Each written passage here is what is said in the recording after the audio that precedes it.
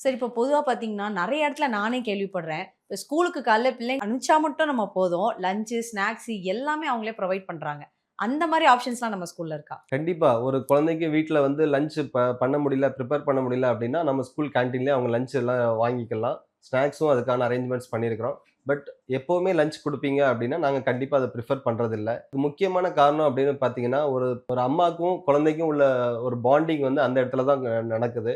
So எப்பவுமே நம்மளே சின்ன வயசுல பார்த்திருப்போம். அந்த லஞ்ச் டைம் வந்தாலே இந்த டிஃபன் பாக்ஸ் ஓப்பன் பண்ணி, அதில என்ன அம்மா வச்சு விட்டுருக்காங்க அப்டிங்கிறத ஆமா. பார்க்கல ஒரு ஆர்வம் இருக்கும்.